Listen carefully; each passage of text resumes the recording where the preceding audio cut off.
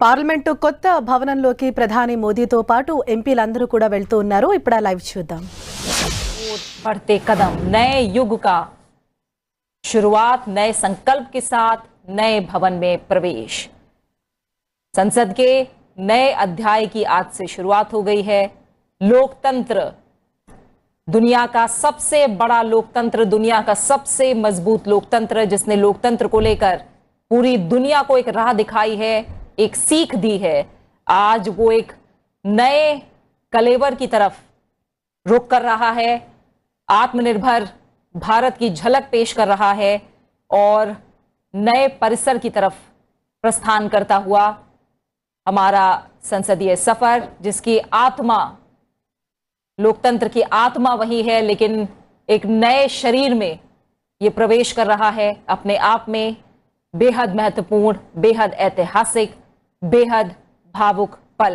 नया परिसर जिसकी हम बात कर रहे हैं, जहां कुछ ही पलों में हम कार्रवाई की शुरुआत होते भी देखेंगे। प्रधानमंत्री नरेंद्र मोदी तमाम सांसदों के साथ नए परिसर में दाखिल हो चुके हैं, प्रस्थान कर चुके हैं। यहां 850 से ज्यादा बैठने की व्यवस्था है, तमाम सांसद बैठ सकते हैं। जो नई लोकसभा की अगर हम बात करें, उसे राष्ट्रीय पक्षी मोर का आकार दिया गया है, जहां बैठने की वर्तमान क्षमता जो अभी रही थी पुराने संसद भवन में, उससे 3 गुना ज्यादा कर दी गई है। तमाम ऐसी जरूरतें भी हमारे सामने थी, जिस वजह से अलग अलग सांसदों से ये आग्रह भी आ रहा था कि अब हमें नए संसद भवन की जरूरत है, जिसके बाद आज हमें अपना नया संसद भवन मिल गया है और नए परिसर की तरफ, उसी लोकतंत्र की मजबूती, उसी आत्मा के साथ प्रवेश करते हम। राज्यसभा की बात करें तो यहां 348 सीटें होंगी, जो राष्ट्रीय पुष्प कमल की थीम पर है। साथ ही नए भवन में जो संयुक्त सत्र अगर होता है, उसके लिए 1200 से ज्यादा, 1250 से ज्यादा सीटों का समागम है। यहां 2 विधायी कक्षों के अलावा नया परिसर केंद्र है, जहां अतिरिक्त संवैधानिक हॉल भी है। इसके अलावा बहुत सारी खासियतें हैं जो हमारे इस नए संसद भवन से जुड़ी हुई हैं। जहां नवीनतम तकनीक है, तो दूसरी तरफ इतिहास और संस्कृति को समेटे तमाम गलियारे भी हैं। लोकतंत्र का पवित्र मंदिर, हमारी संसद, और इस आत्मा को आज एक नया शरीर मिल रहा है। नए युग की तरफ हमने कदम बढ़ा दिए हैं, जिसका हर देशवासी उसी उत्साह के साथ स्वागत कर रहा है, जैसा ये तमाम सांसद इस समय महसूस कर पा रहे हैं। अमरेंद्र गुप्ता हमारे सहयोगी इस समय हमारे साथ जुड़े हुए हैं। अमरेंद्र, हम देख रहे हैं बिल्कुल उत्साह और उमंग के साथ जो प्रधानमंत्री नरेंद्र मोदी हैं वो लीड कर रहे हैं, और पीछे पीछे जो तमाम सांसद हैं वो अब नए परिसर में दाखिल हो चुके हैं, प्रस्थान कर चुके हैं। आगे किस तरह का कार्यक्रम रहेगा? आज हम लोकसभा और राज्यसभा की कार्रवाई की भी शुरुआत होते देखेंगे। आगे किस तरह का कार्यक्रम रहने वाला है? प्रीति, आज का दिन खासा ऐतिहासिक दिन माना जा सकता है, जब संविधान सदन के गेट नंबर 4 से सभी सांसद प्रधानमंत्री जी की अगुवाई में निकले। भारत माता की जय और वंदे मातरम के नारे से पूरा संसद भवन गूंज रहा था। एक नया उत्साह सांसदों में था, और खासकर जब बात की जाए नूतन और पुरातन के नए युग की, तो जब पूरा एक लंबी लोकतंत्र की यात्रा पुराने सदन ने देखी है, तो नए सदन में नए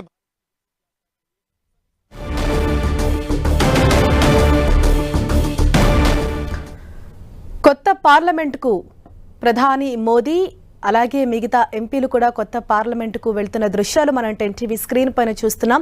సింహద్వారం ద్వారా లోపలికి వెళ్లారు ఎంపీలు. నూతన పార్లమెంటు భవనం వద్ద పలువురు ఎంపీలు సెల్ఫీలు దిగారు. ప్రధాని మోదీని అనుసరించి మిగతా ఎంపీలంతా కూడా లోనికి వెళ్లారు. మరి కాసేపట్లోనే ఉభయ సభలు కూడా ప్రారంభమవుతాయి. కొత్త పార్లమెంటు భవనంలోకి ఎంతో జోష్ తోటి ఎంపీలు అందరూ కూడా ఉన్నారు. అంటే పాత భవనం కన్నా కూడా ఎన్నో రెట్లు ఈ కొత్త భవనంలో అత్యాధునిక హంగులతోటి తీర్చిదిద్దారు. అలాగే 3 రెట్లు ఎక్కువగా కూడా లోపల ఆ సభ జరిగే ఆ ప్రాంతం అంతా కూడా ఎంతో విశాలంగా, అంటే సీటింగ్ కెపాసిటీ కూడా ఇంకా పెంచడం జరిగింది. అంటే పాత భవనం కన్నా కూడా ఈ భవనంలో ఇంకా ఎన్నో కొత్త మార్పులు అన్నవి తీసుకొచ్చారు. ఈరోజు కొత్త పార్లమెంటు భవనంలోకి ఎంపీలంతా కూడా ఒక కొత్త జోష్ తోటి వెళ్తూ ఉన్నారు. వాళ్ళంతా వందే మాతరం అని నినాదాలు చేస్తూ కూడా పార్లమెంటు భవనం లోపలికి వాళ్ళు అడుగుపెట్టారు. ప్రధాని మోదీ ని అనుసరించి మిగతా ఎంపీలంతా కూడా లోనికి వెళ్తున్న దృశ్యాలు మనం చూస్తున్నాం. సింహద్వారం ద్వారా లోనికి వెళ్తూ ఉన్నారు. అలాగే కాసేపట్లోనూ ఉభయ సభలు కూడా ప్రారంభమవుతాయి. ఇక్కడి నుంచి ఒక నవశకం ప్రారంభమైందని ప్రధాని మోదీ అన్నారు. అంటే పాత పార్లమెంట్ భవనంలో ఎన్నో చారిత్రక చట్టాలను అనేవి తీసుకొచ్చాము.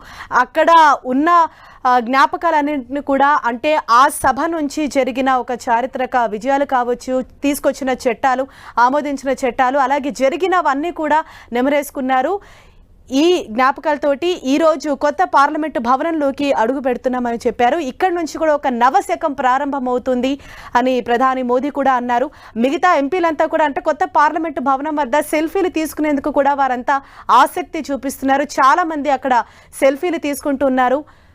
ప్రధాని మోదీని అనుసరించి మిగతా ఎంపీలంతా సింహద్వారం నుంచి లోపలికి వెళ్లారు. కాసేపట్లోనూ ఉభయ సభలు కూడా ప్రారంభమవుతాయి.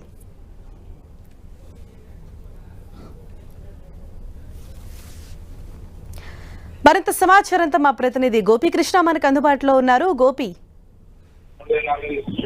నూతన పార్లమెంట్ భవనంలో మరి కాసేపట్లో పార్లమెంటు సమావేశాలు ప్రారంభం కాబోతున్నాయి.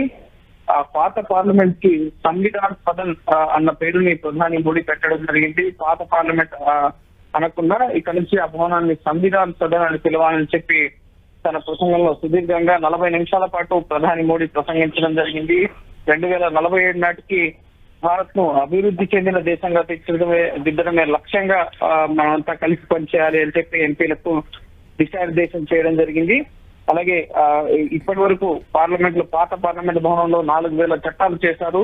సో దేశాన్ని ఉన్నత శిఖరాలకు తీసుకెళ్లేందుకు ప్రస్తుతం ఈ అమృత కాలాన్ని మనం వినియోగించుకోవాలన్న అంశానికి కూడా ఆయన మాట్లాడడం జరిగింది. ప్రధాని మోడీ అలాగే కేంద్ర మంత్రులు అంతా కూడా ఇటు పాత పార్లమెంట్ సంవిధాన సదన్ నుంచి నూతన పార్లమెంట్ భవనం వైపుకి సింహద్వారం ద్వారా పార్లమెంట్ లోకి వెళ్లడం జరిగింది. మరి కాసేపట్లో 1:15కి ఇటు లోక్సభ ప్రారంభమవుతుంది. 2:15 రాజ్యసభ కూడా ప్రారంభం కాబోతుంది. ఎంపీలంతా కూడా ఇటు కేంద్ర మంత్రులు అలాగే ఎంపీలంతా కూడా ఇటు పాత పార్లమెంట్ భవనం ఎదుట సంచరిస్తున్న కార్యక్రమం ముగియగానే ప్రధాని మోదీని అనుకరిస్తూ ఎంపీలంతా కూడా నూతన పార్లమెంట్ భవనం దిశగా వెళ్లడం జరిగింది. సో ఒక చారిత్రాత్మక ఘటన కావడంతో ప్రతి ఒక్కరు నూతన పార్లమెంట్ భవనంలోకి వెళ్లే సమయంలో సెల్ఫీలు తీసుకోవడం, ఇప్పటి వరకు పాత పార్లమెంట్ భవనంతో తమకున్న ముఖ్యంగా అనుభవాల్ని కూడా నిన్న పార్లమెంట్ లోక్సభలో రాజ్యసభలో తమ అనుభవాల్ని వాళ్ళు పంచుకోవడం జరిగింది పార్లమెంట్ ప్రస్థానంపై జరిగిన చర్చలో. సో ఇప్పుడు నూతన పార్లమెంట్ భవనంలో అధునాతన సౌకర్యాలు కల్పించడం జరిగింది. లోక్సభలో 888 మంది కూర్చునేలా ముఖ్యంగా సీటింగ్ కెపాసిటీని ఏర్పాటు చేశారు. రాజ్యసభలో 384 మంది కూర్చునే విధంగా సీటింగ్ కెపాసిటీని ఏర్పాటు చేయడం జరిగింది. అంతేకాదు పేపర్లెస్ గా ఈ నూతన పార్లమెంట్ భవనం పనిచేయబోతోంది. అలాగే ఆటోమేటిక్ మైక్ సిస్టమ్ ని ఏర్పాటు చేశారు. అలాగే ప్రతి ఒక్క ఎంపీకి కూడా ఒక ట్యాబ్ ని ఇవ్వబోతున్నారు. ఆ ట్యాబ్ లోనే ముఖ్యంగా ఆ రోజు సభా కార్యకలాపాలు ఏముంటాయి అన్న అన్ని విషయాల్లో కూడా ఆ ట్యాబ్ ద్వారా వాళ్ళు తెలుసుకునే విధంగా, ముఖ్యంగా వారి సీటింగ్ వద్దనే ముఖ్యంగా ఆ ట్యాబ్ లోనే అన్ని విషయాలు ఉండే విధంగా కూడా బిల్లులు ఇకపై అన్ని కూడా పేపర్లెస్ గానే ఉండబోతున్నాయి. ముఖ్యంగా గత పార్లమెంట్ లో ఇటు మైక్ కట్ చేస్తున్నారు, అలాగే మాట్లాడడానికి అవకాశం ఇవ్వడం లేదు అన్న విమర్శలు ఉండేవి. సో ఇప్పుడు అటువంటిది ఏం లేకుండా ఆ పార్టీకి ఉన్న సంఖ్యాబలం ఆధారంగా ఎంత సమయం కేటాయించారు అన్న దానిలో భాగంగా వారికి ఆ సమయం పాటు కూడా ఆటోమేటిక్ గా ఈ మైక్స్ అనేవి పనిచేయబోతున్నాయి. సో అధునాతన సౌకర్యాలతో సీటింగ్ కెపాసిటీ విషయంలో కానీ, అలాగే డిజిటల్ ఓటింగ్ సిస్టమ్ కానీ, ఇటు సెక్యూరిటీ పరంగా కూడా ముఖ్యంగా భారీ భద్రతను ఇటు నూతన పార్లమెంట్ లో కల్పించడం జరిగింది. అలాగే ముఖ్యంగా ఇటు పార్కింగ్ వసతి కూడా 900 కార్లు పట్టే విధంగా కూడా పార్కింగ్ సదుపాయాన్ని కూడా ఏర్పాటు చేయడం జరిగింది. గత పార్లమెంట్ తో పోలిస్తే ఇప్పుడున్న నూతన పార్లమెంట్ భవనం అనేది ఇటు విస్తీర్ణం విషయంలోనూ అలాగే 4 అంతస్తుల్లో దీన్ని నిర్మించారు.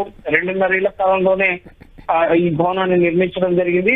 సో అధునాతన సౌకర్యాలతో గ్రీన్ ఎకో బిల్డింగ్ గా కూడా ఈ నూతన పార్లమెంట్ ని తీర్చిదిద్దడం జరిగింది. సో అన్ని వసతులు కల్పించే విధంగా సెంట్రల్ విస్టాల ప్రాజెక్ట్ లో భాగంగా తొలుత ఈ పార్లమెంట్ భవనాన్ని పూర్తి చేయడం జరిగింది. సో ఈ భవనంలో ముఖ్యంగా రాజ్యాంగ మందిరంతో పాటుగా ఇటు లాబీస్, అలాగే ప్రధాని కార్యాలయం, కేంద్ర మంత్రులకు సంబంధించిన ఛాంబర్స్, అలాగే కొన్ని పార్టీలకు సంబంధించిన కార్యాలయాన్ని కూడా ఈ నూతన పార్లమెంట్ భవనంలో నిర్మించడం జరిగింది. ఎంపీలకు ప్రత్యేక ఛాంబర్స్ కోసం సెంట్రల్ విస్టాలో భాగంగా ఆ భవనాలను కూడా ముఖ్యంగా త్వరలో నిర్మించబోతున్నారు. అలాగే ముఖ్యంగా రాజ్యాంగ ప్రతిని ఉంచే ఒక రాజ్యాంగ మందిరాన్ని కూడా ఇందులో ఏర్పాటు చేయడం జరిగింది. క్యాంటీన్స్, అలాగే లాబీస్ కూడా ఏర్పాటు చేయడం జరిగింది. అలాగే పార్లమెంట్ లో సిబ్బందికి కొత్త డ్రెస్ కోడ్, ఇటు లోక్సభ అలాగే రాజ్యసభ మార్షల్స్ కి, అలాగే వివిధ కేటగిరీస్ వేరుగా పనిచేసే సిబ్బందికి కొత్త డ్రెస్ కోడ్ ని కూడా ఏర్పాటు చేయడం జరిగింది. ఈ త్రికోణాకారంలో ఉన్న ఈ నూతన పార్లమెంట్ ని ఇటు టాటా కంపెనీ నిర్మించడం జరిగింది. చీఫ్ ఆర్కిటెక్ట్ బిమన్ పటేల్ ఇచ్చిన డిజైన్ ఆధారంగా ఈ నూతన పార్లమెంట్ ని నిర్మించారు.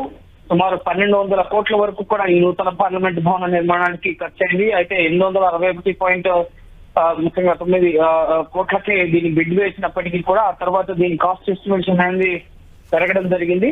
సో ముఖ్యంగా ఇన్నేళ్లుగా 96 ఏళ్లుగా ముఖ్యంగా ఈ పాత పార్లమెంట్ భవనం అనేది సేవలు అందించడం జరిగింది. స్వాతంత్రానికి ముందు, ఆ తర్వాత కూడా 1952 నుంచి కూడా అనేక చట్టాలని పాత పార్లమెంట్ భవనంలోనే తీసుకుని ఇప్పుడు అభివృద్ధి చెందిన దేశంగా మార్చే దిశగా ఈ 25 ఏళ్ల కాలాన్ని అమృత కాలంగా కేంద్ర ప్రభుత్వం చెప్తోంది. సో ఇకపై చేసే చట్టాలన్నీ కూడా ముఖ్యంగా దేశ అభివృద్ధికి ఉపయోగపడే విధంగా, భవిష్యత్ లక్ష్యాలను చేరుకునే విధంగా ముఖ్యంగా ఈ పార్లమెంట్ కొత్త భవనం వేదిక కాబోతుందని చెప్పి కూడా ప్రధాని చెప్పారు. సో తొలి రోజు మరి కాసేపట్లో లోక్సభ ముందుకి తొలి రోజే మహిళా రిజర్వేషన్ బిల్లుకు సంబంధించిన బిల్లు కేంద్ర ప్రభుత్వం తీసుకురాబోతున్నట్లుగా తెలుస్తోంది. కేంద్ర న్యాయశాఖ మంత్రి అర్జున్ రామ్ మేఘ్వాల్ లోక్సభలో ఈ రోజు ఈ బిల్లుని ప్రవేశపెట్టబోతున్నట్లుగా తెలుస్తోంది. రేపు ఈ బిల్లు పైన చర్చ ఉండబోతుంది. అలాగే గురువారం రోజు రాజ్యసభలో ఈ మహిళా రిజర్వేషన్ బిల్లుని ప్రవేశపెట్టబోతున్నట్లుగా తెలుస్తోంది. సో చాలా కీలకమైన బిల్లుగా చెప్పాలి. సుమారు 27 ఏళ్లుగా ఈ బిల్లు పార్లమెంట్ లో పెండింగ్ లో ఉంటూ వస్తోంది. అనేక ప్రధానుల హయాంలో దేవేగౌడ, మన్మోహన్ సింగ్, వాజ్పేయి వీళ్ళ హయాంలో ఈ బిల్లును ప్రవేశపెట్టిన ఆమోదం పొందలేదు. అయితే బిల్లులో ఎటువంటి అంశాలు పొందుపరిచారు అనేది ముఖ్యంగా పార్లమెంట్ లో బిల్లు ప్రవేశపెట్టిన తర్వాతే తెలిసే అవకాశం ఉంటుంది. గతంలో రూపొందించిన బిల్లులో ఉన్న అంశాలని కొత్త బిల్లులో కూడా ఉంచారా, అలాగే లేదా ఏమైనా కొత్త అంశాలను జోడించారా, ఎప్పటి నుంచి ఈ బిల్లు అమల్లోకి వస్తుంది, డీలిమిటేషన్ చేసి మళ్ళీ జనగణన చేసిన తర్వాత 2029 నుంచి అమల్లోకి వస్తుందా, లేకపోతే వచ్చే సార్వత్రిక ఎన్నికల నుంచి అమల్లోకి వస్తుందా అనేది కూడా వేచి చూడాల్సి ఉంటుంది. పూర్తిగా బిల్లులో ముఖ్యంగా ఎక్కడైతే మహిళా రిజర్వేషన్ సీట్లు ఉంటాయో అక్కడ రొటేషనల్ బేస్ లో ముఖ్యంగా సీట్లు కేటాయించడం, అలాగే సుమారు 180 స్థానాలు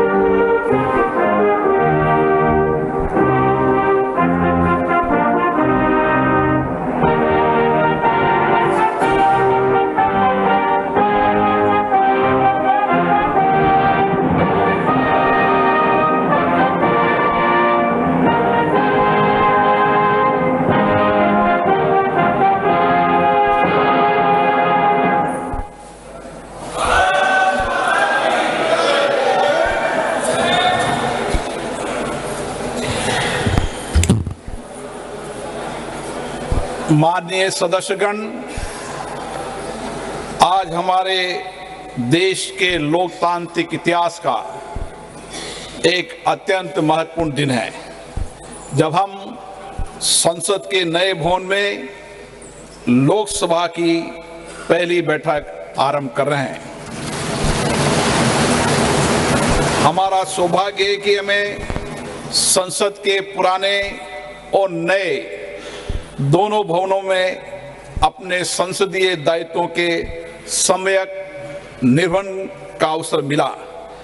इस ऐतिहासिक अवसर का साक्षी बनने का अवसर हमें मिला है।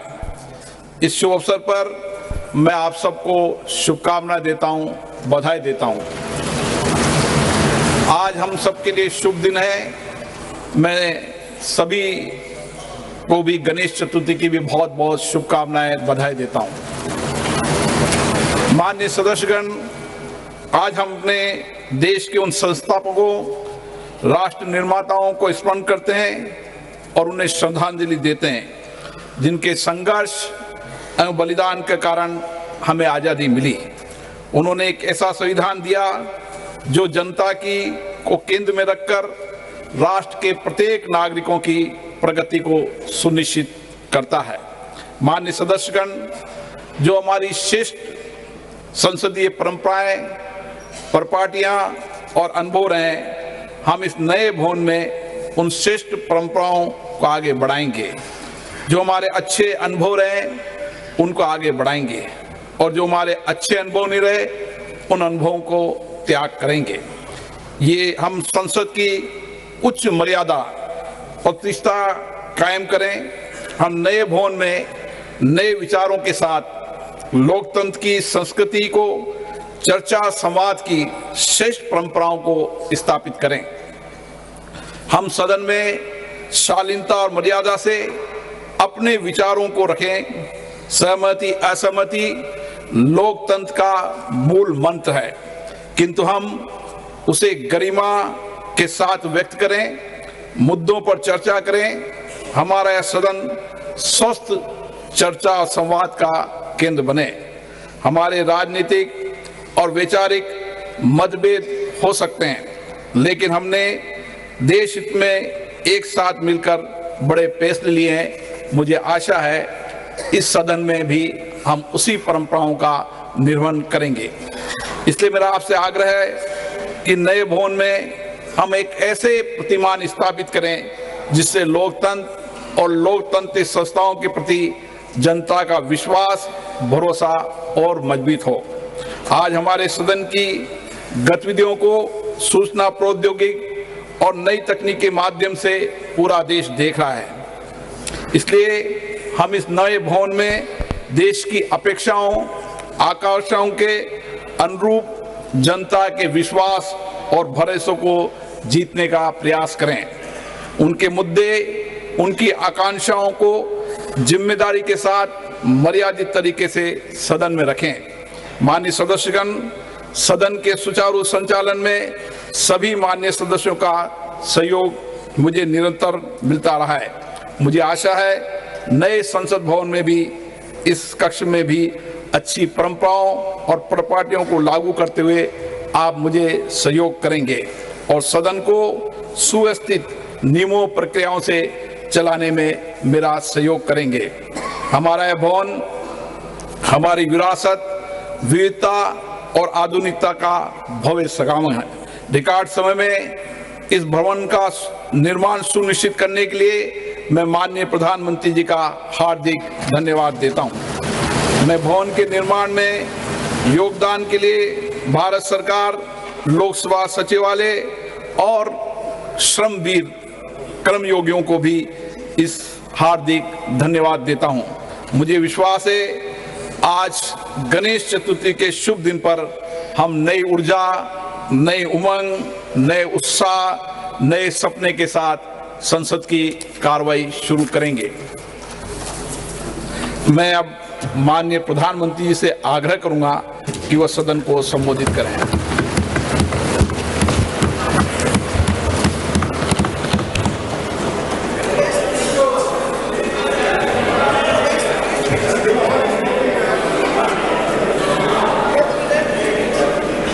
आदरणीय अध्यक्ष जी,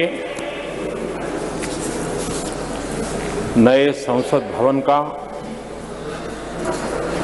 ये प्रथम और ऐतिहासिक सत्र है।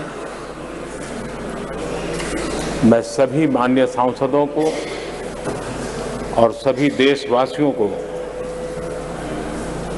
बहुत बहुत शुभकामनाएं देता हूं।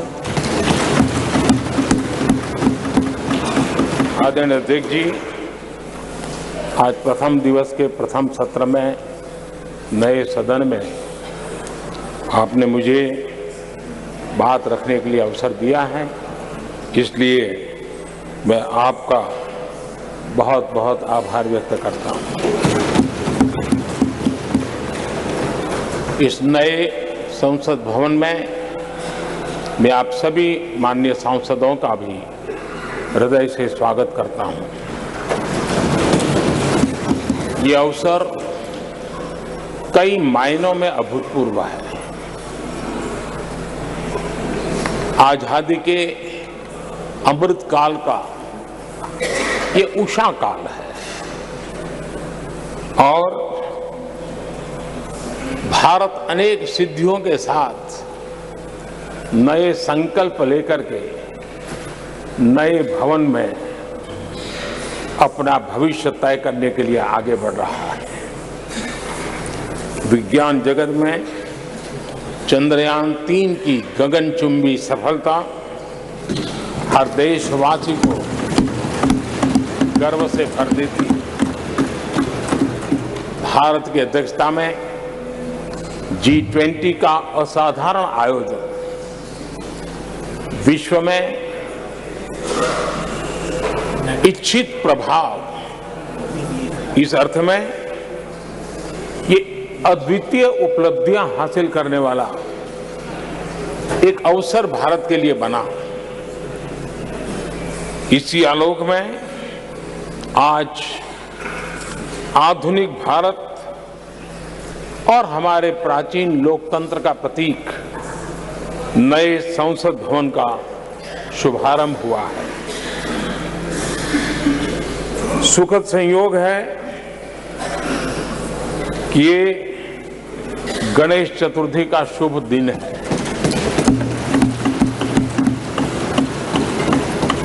गणेश जी शुभता और सिद्धि के देवता है।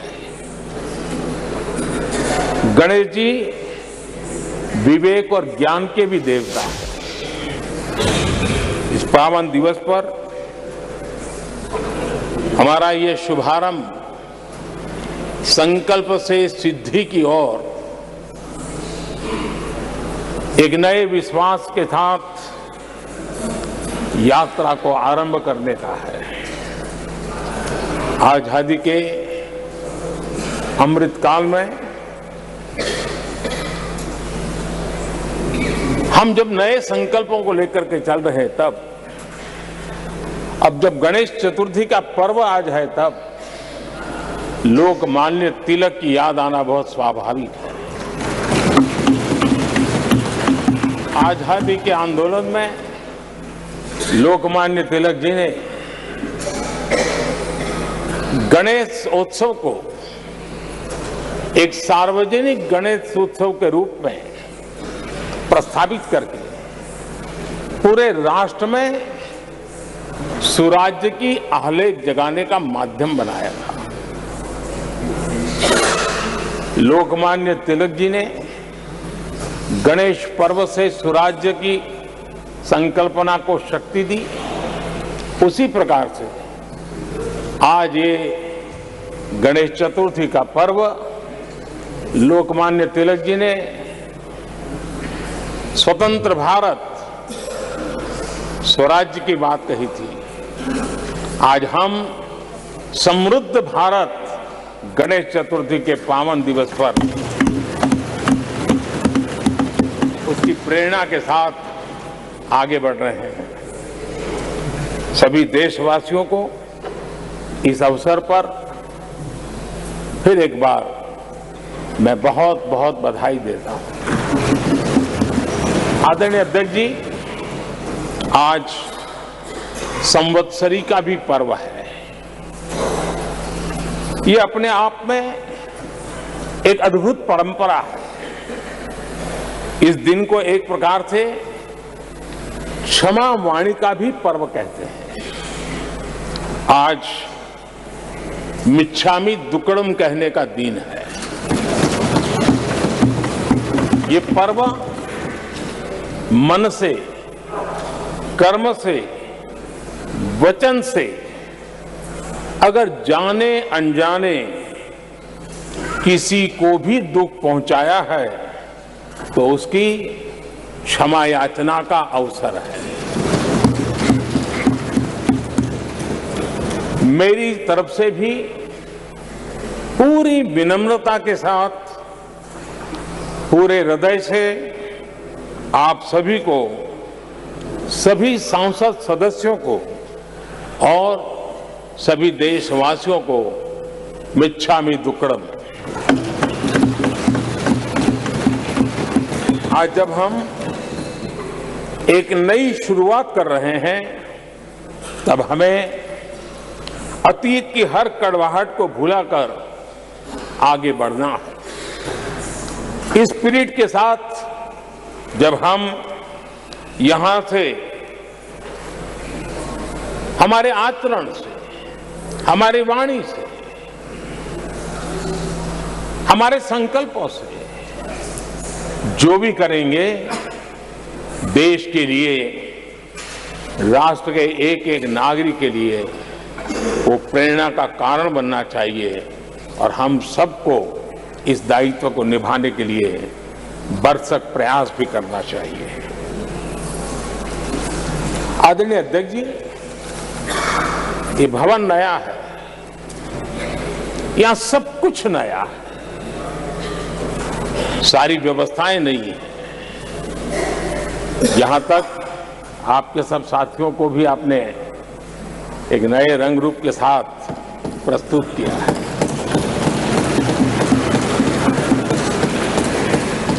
सब कुछ नया है, लेकिन यहां पर कल और आज को जोड़ती हुई एक बहुत बड़ी विरासत का प्रतीक भी मौजूद है। वो नया नहीं है, वो पुराना है और वो आजादी की पहली किरण का स्वयं साक्षी रहा है जो आज अभी हमारे बीच उपस्थित है। वो हमारे समृद्ध इतिहास को जोड़ता है और जब आज हम नए सदन में प्रवेश कर रहे हैं, संसदीय लोकतंत्र का जब ये नया गृह प्रवेश हो रहा है तो यहां पर आजादी की पहली किरण का साक्षी जो आने वाली पीढ़ियों को भी प्रेरणा देने वाला है, वैसा पवित्र सेंगोल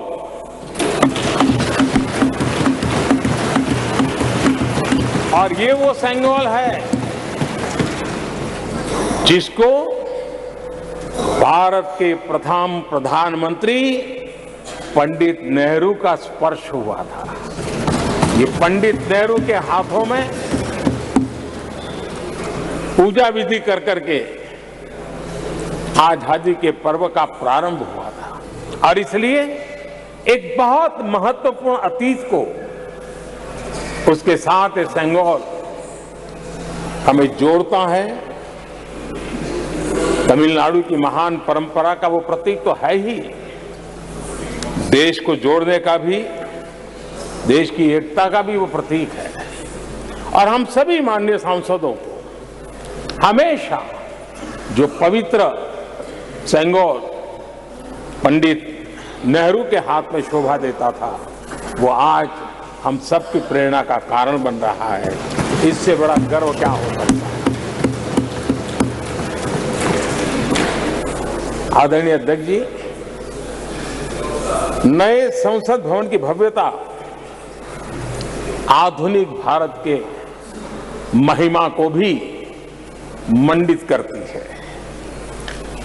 हमारे श्रमिक, हमारे इंजीनियर्स, हमारे कामगारों, उनका पसीना इसमें लगा है और कोरोना काल में भी उन्होंने जिस लगन से इस काम को किया है, क्योंकि मुझे कार्य जब चल रहा था तब उन श्रमिकों के बीच आने का बार बार मौका मिलता था और खास करके मैं उनके स्वास्थ्य को लेकर के उनसे मिलने आता था, लेकिन ऐसे समय भी उन्होंने इस बहुत बड़े सपने को पूरा किया। आज मैं चाहूंगा कि हम सब हमारे उन श्रमिकों का, हमारे उन कामगारों का, हमारे इंजीनियर्स का हृदय से धन्यवाद करें, हृदय से, क्योंकि उनके द्वारा निर्मित भावी पीढ़ियों को प्रेरणा देने वाला है और पीढ़ियों को प्रेरणा देने वाला है। और 30,000 से ज्यादा श्रमिक बंधुओं ने परिश्रम किया है, पसीना बहाया है इस भव्य व्यवस्था को खड़ी करने के लिए, और कई पीढ़ियों के लिए ये बहुत बड़ा योगदान है। मैंने अध्यक्ष जी, मैं उन श्रमयोगियों का नमन तो करता ही, लेकिन एक नई परंपरा का प्रारंभ हो रहा है, इसका मुझे अत्यंत आनंद है। इस सदन में एक डिजिटल बुक रखी गई है, जिस डिजिटल बुक में उन सभी श्रमिकों के पूरा परिचय इसमें रखा गया है, ताकि आने वाली पीढ़ियों को पता चलेगा कि हिंदुस्तान के किस कोने से कौन श्रमिक ने आकर के इस भव्य इमारत को, यानी उनके पसीने को भी अमरत्व देने का प्रयास इस सदन में हो रहा है। ये एक नई शुरुआत है, शुभ शुरुआत है, और हम सब के लिए गर्व की शुरुआत है। मैं इस अवसर पर 104 करोड़ देशवासियों की तरफ से, मैं इस अवसर पर लोकतंत्र की महान परंपरा की तरफ से हमारे इन श्रमिकों का अभिनंदन करता हूं। आदरणीय अध्यक्ष जी, हमारे यहां कहा जाता है यत् भावो तद् भवति, और इसलिए हमारा भाव जैसा होता है वैसे ही कुछ घटित होता है। यत् भावो तद् भवति, और इसलिए हम जैसी भावना करते हैं और हम जैसी भावना करके प्रवेश किया है, मुझे विश्वास है भावना भीतर जो होगी हम भी वैसे ही खुद भी बनते जाएंगे, और वो बहुत बड़ी स्वाभाविक है। भवन बदला है, मैं चाहूंगा भाव भी बदलना चाहिए, भावना भी बदलनी चाहिए।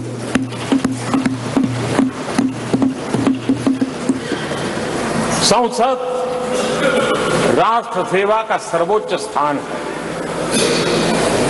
ये संसद दलहित के लिए नहीं है। हमारे संविधान निर्माताओं ने इतनी पवित्र संस्था का निर्माण दलहित के लिए नहीं, सिर्फ और सिर्फ देश हित के लिए किया।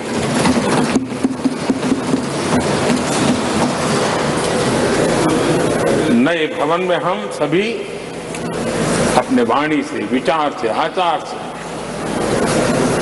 संविधान के जो स्पिरिट है उन मानदंडों को लेकर के, नए संकल्पों के अनुसार नई भाव को लेकर के, नई भावना को लेकर के, मैं आशा करता हूं अध्यक्ष जी, आप कल भी कह रहे थे, आज भी कह रहे थे, कभी स्पष्ट कह रहे थे, कभी थोड़ा लपेट कर भी कह रहे थे, हम सांसदों के व्यवहार के संबंध में मैं मेरी तरफ से आपको आश्वासन देता हूं कि हमारा पूरा प्रयास रहेगा, और मैं चाहूंगा कि सदन के नेता के नाते हम सभी सांसद आपकी आशा अपेक्षा में खरे उतरें, हम अनुशासन का पालन करें। देश हमें देखता है, आप जैसा दिशा निर्देश करें। लेकिन माननीय अध्यक्ष जी, अभी चुनाव तो दूर है, और जितना समय हमारे पास बचा है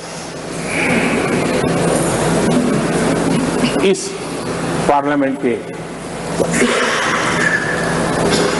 मैं पक्का मानता हूं कि यहां जो व्यवहार होगा ये निर्धारित करेगा कि कौन यहां बैठने के लिए व्यवहार करता है और कौन वहां बैठने के लिए व्यवहार करता है।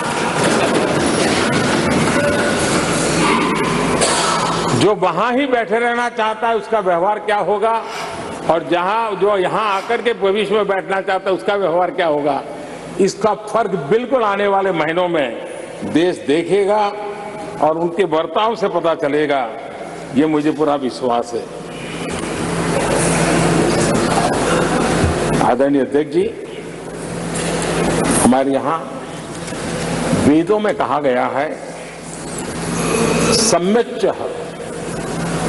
सब्रता भूत्वा वाचम वदत भद्रया, अर्थात हम सब एक मत होकर एक समान संकल्प लेकर कल्याणकारी सार्थक संवाद करें। यहां हमारे विचार अलग हो सकते हैं, विमर्श अलग हो सकते हैं, लेकिन हमारे संकल्प एकजुट ही होते हैं, एकजुट ही रहते हैं, और इसलिए हमें उसकी एकजुटता के लिए भी भरपूर प्रयास करता रहना चाहिए। आदरणीय अध्यक्ष जी, हमारी संसद ने राष्ट्रहित के तमाम बड़े अवसरों पर ही इसी भावना से काम किया है। न कोई इधर का है न उधर का है, सब कोई राष्ट्र के लिए करते रहे। मुझे आशा है कि इस नई शुरुआत के साथ इस संवादीय के वातावरण में और इस संसद के पूरे डिबेट में हम उस भावना को जितनी ज्यादा मजबूत करेंगे, हमारी आने वाली पीढ़ियों को अवश्य हम प्रेरणा देंगे। संसदीय परंपराओं की जो लक्ष्मण रेखा है, उन लक्ष्मण रेखा का पालन हम सबको करना चाहिए, और वो स्पीकर महोदय की अपेक्षा को हमें जरूर पूरा करने की कोशिश करनी चाहिए। आदरणीय अध्यक्ष जी, लोकतंत्र में राजनीति, नीति और शक्ति का इस्तेमाल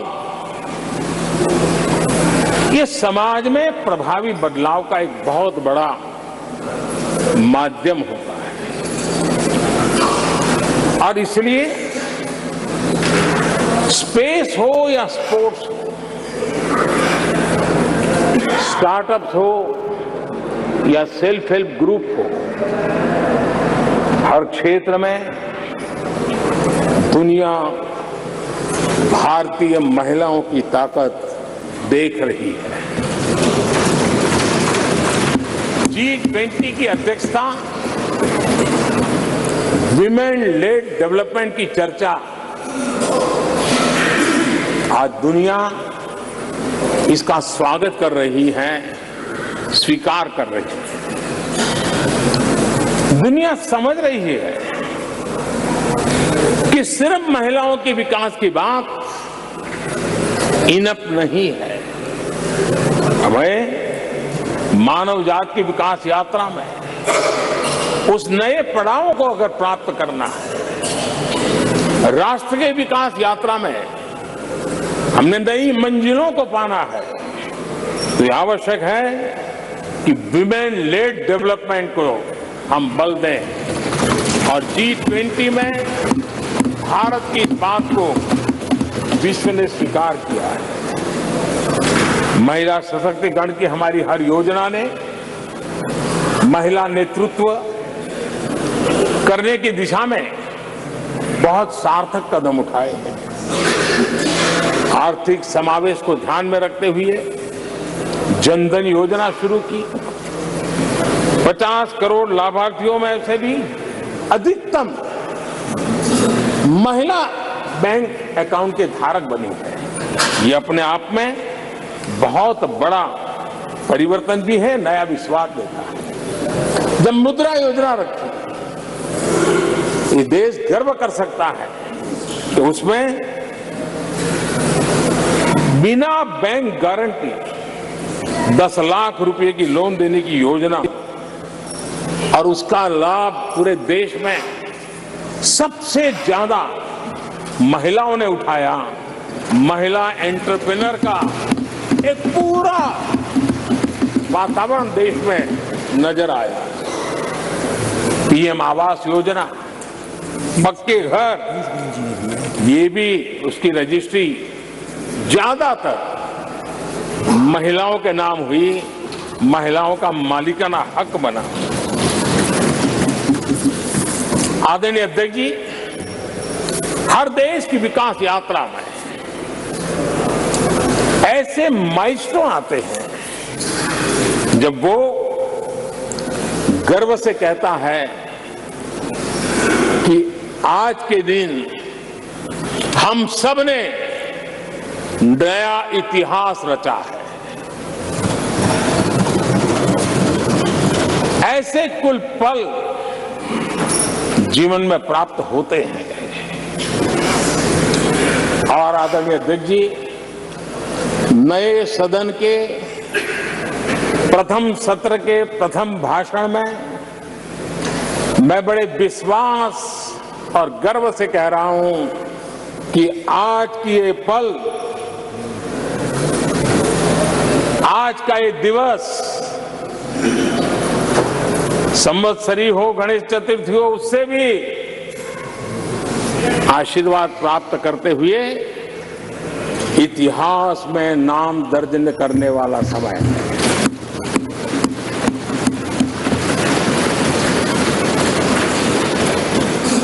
हम सब के लिए पल गर्व की पल है।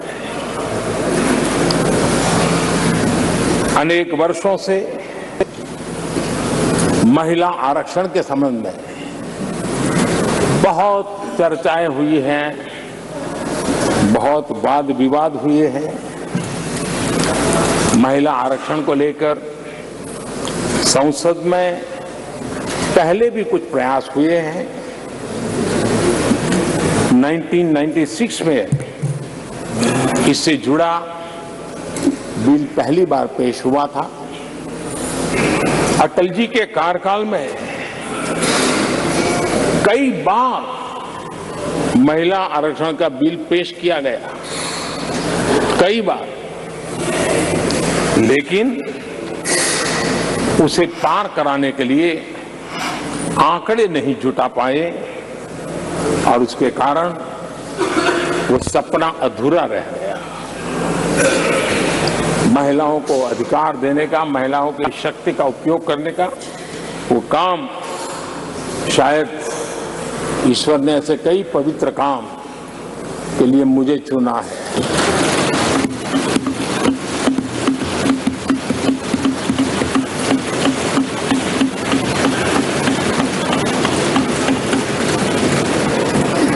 एक बार फिर हमारी सरकार ने इस दिशा में कदम बढ़ाया है।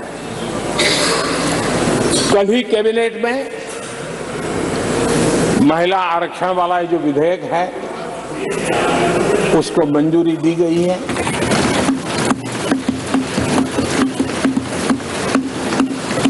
आज 19 सितंबर की ये तारीख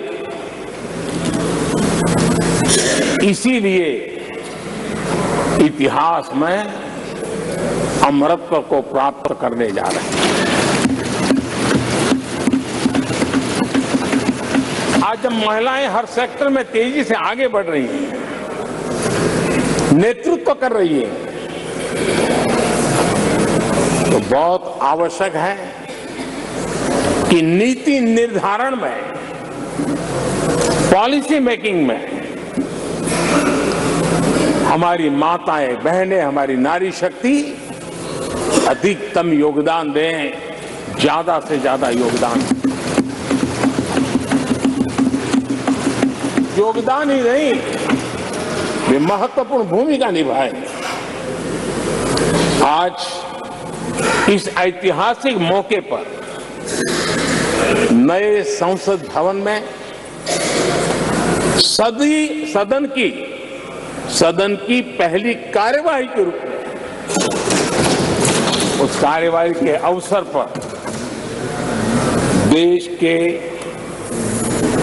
इस नए बदलाव का आह्वान किया है और देश की नारी शक्ति के लिए सभी सांसद मिलकर के नए प्रवेश द्वार खोल दें, इसका आरंभ हम इस महत्वपूर्ण निर्णय से करने जा रहे हैं।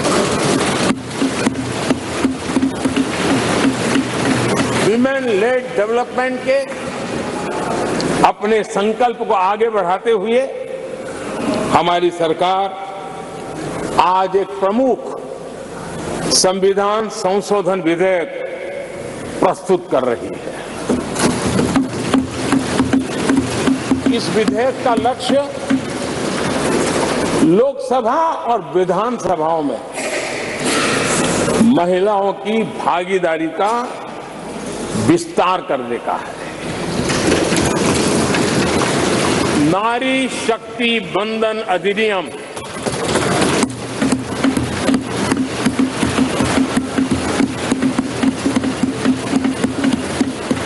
नारी शक्ति बंधन अधिनियम इसके माध्यम से हमारा लोकतंत्र और मजबूत होगा। मैं देश की माताओं, बहनों, बेटियों को नारी शक्ति बंधन अधिनियम के लिए बहुत बहुत बधाई दूंगा। मैं सभी माताओं, बहनों, बेटियों को आश्वस्त करता हूं कि हम इस बिल को कानून बनाने के लिए संकल्पबद्ध है।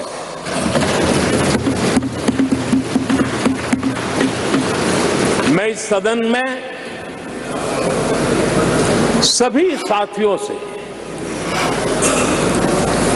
आग्रहपूर्वक निवेदन करता हूं, आग्रह भी करता हूं और जब एक पावन शुरुआत हो रही है, पावक विचार हमारे सामने आया है, तो सर्वसम्मति से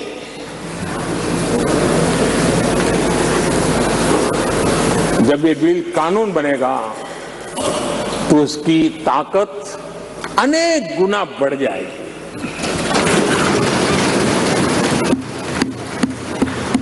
और इसलिए मैं सभी माननीय सांसदों से, दोनों सदन के सभी माननीय सांसदों से इसे सर्वसम्मति से पारित करने के लिए प्रार्थना करते हुए आपका आभार व्यक्त करता हूं कि इस नए सदन के प्रथम सत्र में मुझे आपने मेरी भावनाओं को व्यक्त करने का अवसर दिया। बहुत बहुत धन्यवाद। श्री अधीर रंजन चौधरी जी।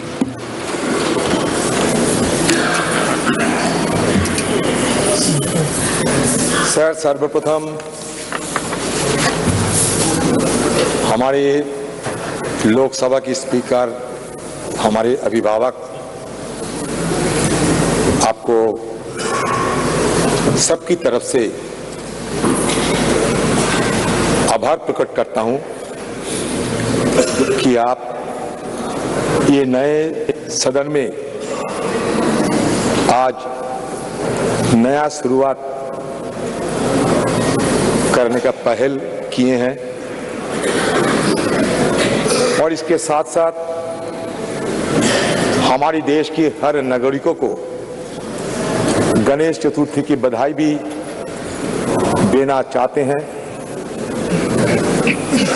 और सत्ता पक्ष और विपक्ष हम सब मिलकर देश को आगे ले जाएंगे, देश की ताकत को और मजबूत करेंगे और बढ़ाएंगे, क्योंकि हम కొత్త పార్లమెంట్ భవనంలో లోక్సభ సభ్యులు అన్ని పార్టీల నేతలు కొలువుదీరారు. మనం చూసాం, ప్రధాని నరేంద్ర మోదీ మాట్లాడారు. ఈరోజు చాలా చారిత్రాత్మకమైన దినం, మహిళా రిజర్వేషన్ బిల్లు లోక్సభలో ప్రవేశపెడుతున్నామంటూ ఆయన ఒక ప్రకటన చేశారు. ప్రధానంగా మహిళలకు మరింత భాగస్వామ్యం కల్పించేటట్టుగా దేశ పురోగతిలో, దేశ అభ్యున్నతిలో మరింత భాగస్వామ్యం కల్పించే దిశగా భవిష్యత్తులో చర్యలు ఉండబోతున్నాయని ప్రధాని మోదీ మాట్లాడారు.